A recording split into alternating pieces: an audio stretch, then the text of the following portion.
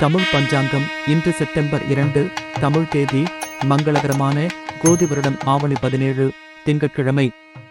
இன்றைய சூரிய உதயம் காலை 6:01 அஸ்தமனம் மாலை 6:15. இன்றைய நட்சத்திரம் இன்று மகம் நட்சத்திரம் காலை 12:20 வரை பிறகு போரம். இன்றைய ஆதிக்க கிரகம் சந்திரன். வழிபட வேண்டிய தெய்வம் பார்வதி. இன்று நல்ல நேரம் காலை 6:15 முதல் 7:15 வரை. மாலை 4:45 முதல் 5:45 வரை. இன்றைய சந்திராஷ்டம ராசி தனுசு. மூலம் நட்சத்திரம் 4 பாதங்களும் பூராடம் நட்சத்திரம் 4 பாதங்களும். இன்று கௌரி நல்ல நேரம் காலை 9:15 முதல் 10:15 வரை. மாலை 7:30 முதல் 8:30 வரை.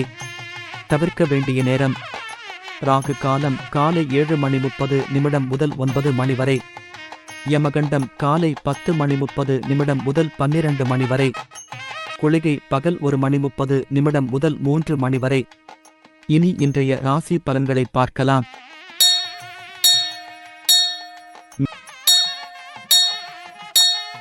மிதுன ராசிக்காரர்களே, இன்று உடனிருப்பவர்களை பற்றிய புரிதல் அதிகரிக்கும்.